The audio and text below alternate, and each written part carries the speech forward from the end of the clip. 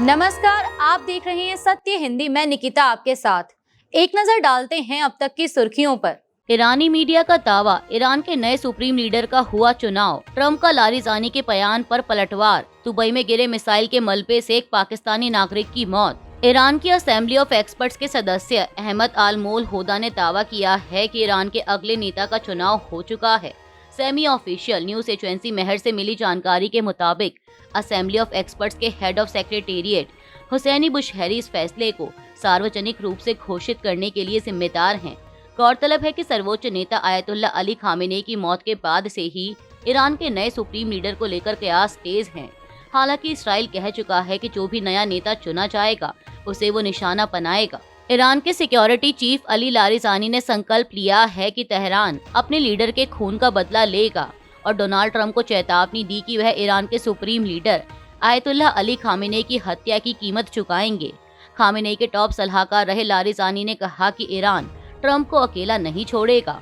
उन्होंने कहा कि उन्होंने जो किया है उसकी कीमत उन्हें चुकानी होगी। उन्होंने हमारे लीडर को मारा और हमारे 1000 से ज्यादा लोगों को शहीद कर दिया। यह कोई आसान मामला नहीं है। लारिजानी ने आगे कहा कि ट्रंप को वेनेजुएला में जो हुआ उसका अंदाजा हो गया था और उन्हें यह पसंद आया। उन्हें लगा कि वह ईरान में भी जल्द ही ऐसा कर सकते हैं, लेकिन अब वह फंस गए हैं। अमेरिका के राष्ट्रपति डोनाल्ड ट्रंप ने ईरान की सुप्रीम नेशनल सिक्योरिटी काउंसिल के प्रमुख अली लारिजानी के बयान पर प्रतिक्रिया दी है। लारिजानी ने इससे पहले कहा था कि ईरान पर हुए अमेरिका और इसराइल के हमलों के लिए अमेरिका को कीमत चुकानी पड़ेगी। शनिवार को सीबीएस न्यूज को दिए एक फोन इंटरव्यू में ट्रंप ने कहा कि मुझे नहीं पता वह किस बारे में बात कर रहे हैं, वह कौन है, मुझे इससे बिल्कुल भी फर्क नहीं पड़ता, वह पहले ही हार चुके हैं। ट्रंप ने दावा किया कि हमने जो काम किया है वह शानदार है। मिसाइलें पूरी तरह नष्ट कर दी गई हैं। फैक्ट्रियों को अभी भी उड़ाया जा रहा है। उनकी नौसेना खत्म हो चुकी है। 6 दिनों में 42 जहाज डूब गए। वायुसेना खत्म हो गई। उनकी सेना का हर हिस्सा खत्म हो चुका है। उनका नेतृत्व खत्म हो चुका है। ऐसा कुछ भी नहीं बचा जो खत्म ना हुआ हो।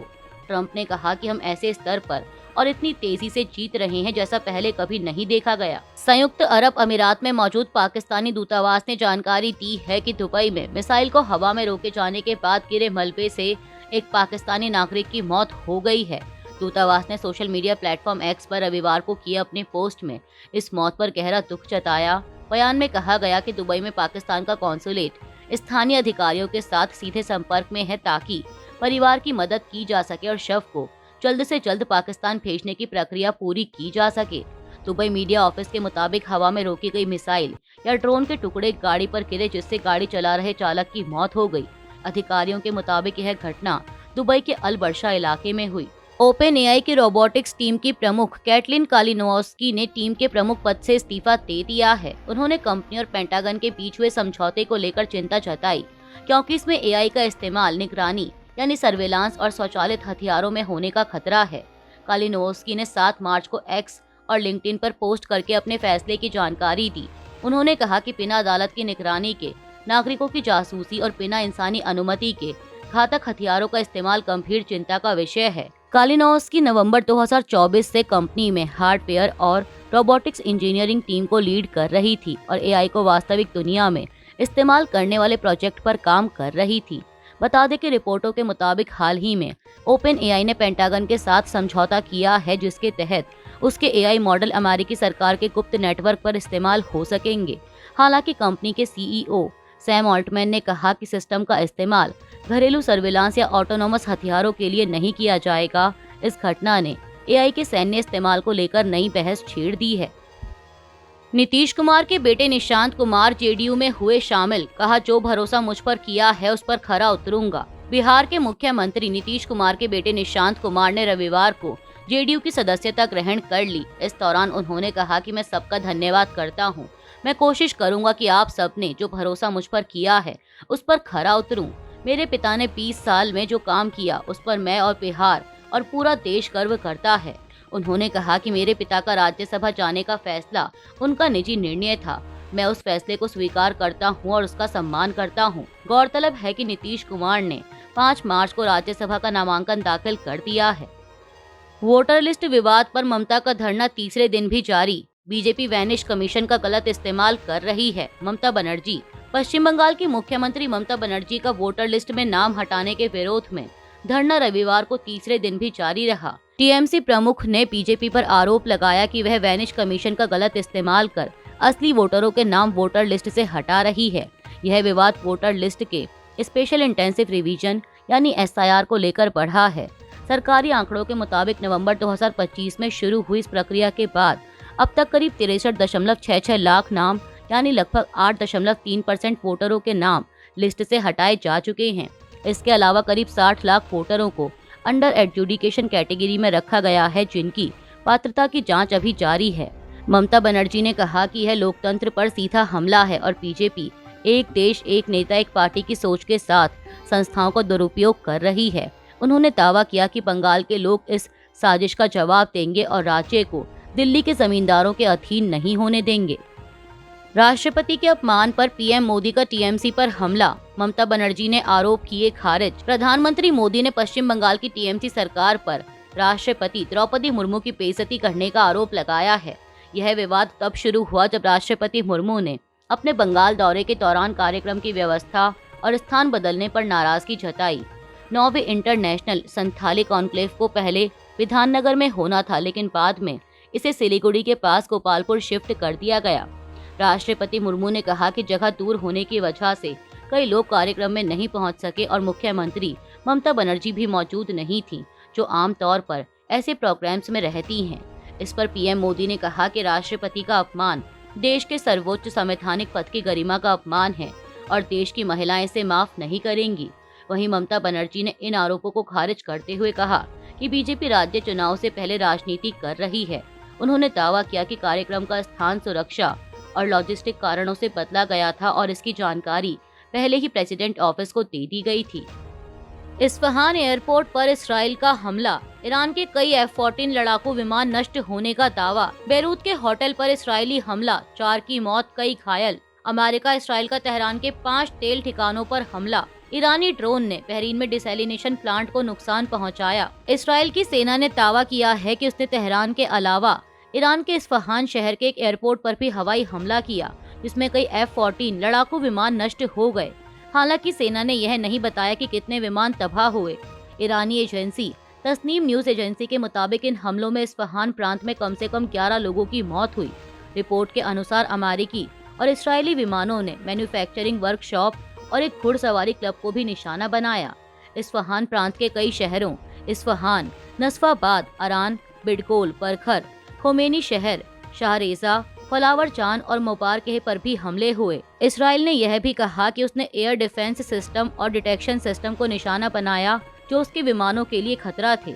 इससे पहले तेहरान के मेहराबाद इंटरनेशनल एयरपोर्ट पर हुए हमले में 16 कुद्स फोर्स विमानों को नष्ट करने का दावा किया गया था।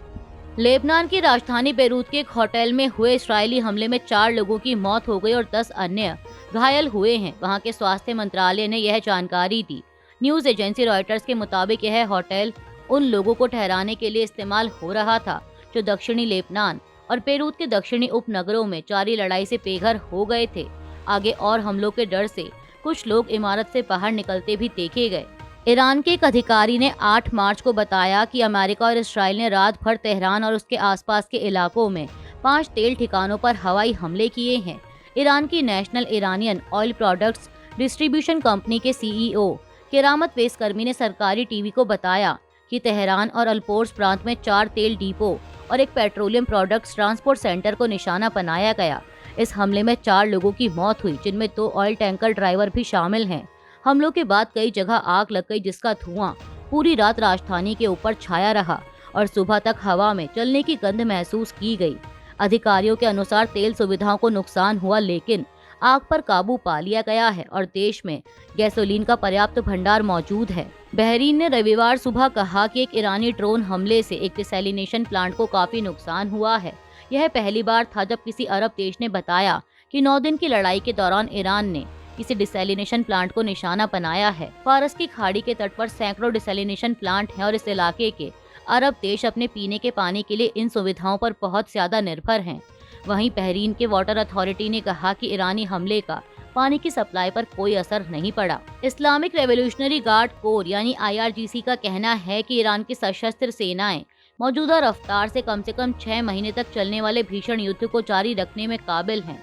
फार्स न्यूज एजेंसी के मुताबिक IRGC के प्रवक्ता अली मोहम्मद नैनी ने यह दावा करते हुए कहा कि ईरान ने अमेरिका और इसराइल के 200 से ज्यादा ठिकानों पर हमले किए हैं। IRGC ने दावा किया कि अब तक अभियानों में इस्तेमाल की गई मिसाइलें ज्यादातर पहली और दूसरी पीढ़ी की हैं। हालांकि ईरानी सेना का कहना है कि युद्ध के अगले चरण में ज्यादा एडवांस और कम इस्तेमाल की जाने वाली लंबी दूरी की मिसाइलों का इस्तेमाल किया जाएगा। अमेरिका के राष्ट्रपति डोनाल्ड ट्रंप ने कहा है कि भारत को रूसी तेल खरीदने की दी गई अस्थायी छूट का मकसद सिर्फ वैश्विक तेल बाजार पर दबाव कम करना था। यह बयान उस घोषणा के 2 दिन बाद आया जब अमेरिकी ट्रेजरी सेक्रेटरी स्कॉट बेसेंट ने बताया कि अमेरिका ने भारतीय रिफाइनरियों को 30 दिन की टेम्परेरी छूट दी है ताकि वे पहले से समुद्र में मौजूद रूसी तेल की खेप खरीद सकें। ट्रंप ने एयरफोर्स 1 में पत्रकारों से बात करते हुए कहा कि उन्होंने यह फैसला तेल के दबाव को थोड़ा कम करने के लिए किया। अमेरिकी ऊर्जा मंत्री ने भी कहा कि यह कदम ईरान से जुड़े तनाव के कारण कच्चे तेल के बाजार पर दबाव कम करने और सप्लाई बनाए रखने के लिए उठाया गया है। चुनाव से पहले ममता बनर्जी का बड़ा ऐलान, बंगाल में बेरोजगार युवाओं को 1500 रुपए महीना भत्ता। पश्चिम बंगाल की मुख्यमंत्री ममता बनर्जी ने बेरोजगार युवाओं के लिए हर महीने 1500 रुपए भत्ता देने का ऐलान किया है। उन्होंने यह घोषणा अंतर्राष्ट्रीय महिला दिवस से एक दिन पहले एक कार्यक्रम के दौरान की। इस योजना के तहत 21 से 40 साल के वे युवक और युवतियां पात्र होंगे जिन्होंने कम से कम 10वीं यानी सेकेंडरी परीक्षा पास की है। मुख्यमंत्री ने कहा कि जिन युवा छात्रों को पहले से कोई अन्य सरकारी स्कॉलरशिप या योजना का लाभ नहीं मिल रहा, उन्हें भी यह भत्ता दिया जाएगा। पहले यह योजना 1 अप्रैल से शुरू होने वाली थी, लेकिन अब इसे 7 मार्च से ही लागू करने का फैसला लिया गया है। ममता बनर्जी ने दावा किया कि उनकी सरकार ने राज्य में रोजगार के अवसर बढ़ाए हैं और बेरोजगारी दर में लगभग 40% की कमी आई है। उन्होंने बताया कि करीब 40 लाख लोगों को स्किल ट्रेनिंग दी गई, जिनमें से लगभग 10 लाख लोगों को नौकरी मिल चुकी है। इसके अलावा राज्य सरकार ने जमीनहीन किसानों को 4000 रुपए की आर्थिक मदद देने का भी ऐलान किया। नेपाल चुनाव में बालेन शाह की पार्टी की बड़ी जीत। नेपाल में हुए आम चुनाव में रैपर से नेता बने बालेन शाह की पार्टी राष्ट्रीय स्वतंत्र पार्टी यानी RSP ने बड़ी जीत हासिल की है और अब सरकार बनाने की तैयारी में है। इलेक्शन कमीशन ऑफ नेपाल के मुताबिक 5 मार्च को हुए चुनाव में अब तक घोषित 129 सीटों में से RSP ने 100 सीटें जीत ली हैं। 35 वर्षीय बालेन शाह ने झापा 5 सीट से 4 बार के पूर्व प्रधानमंत्री KP शर्मा ओली को लगभग 50,000 वोटों के अंतर से हराया। बालेन को 68,348 वोट मिले, जबकि ओली को 18,734 वोट मिले। RSP ने काठमांडू जिले की सभी 10 सीटों समेत कई इलाकों में क्लीन स्वीप किया है। चुनाव में पुरानी पार्टियों को बड़ा नुकसान हुआ। नेपाली कांग्रेस को 13 सीटें और communist party of Nepal UML को सिर्फ 7 सीटें मिली। करीब 60% वोटिंग वाले इस चुनाव को नेपाल में राजनीतिक बदलाव के रूप में देखा जा रहा है। अगर बालेन शाह प्रधानमंत्री बनते हैं तो वे नेपाल के सबसे कम उम्र के प्रधानमंत्री होंगे।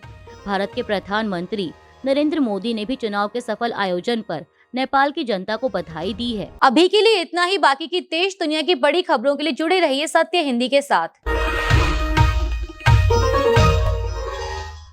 Copyright disclaimer under Section 107 of the Copyright Act 1976. Allowance is made for fair use for purposes such as criticism, comment, news reporting, scholarship, and research. Fair use is a use permitted by copyright statute that might otherwise be infringing.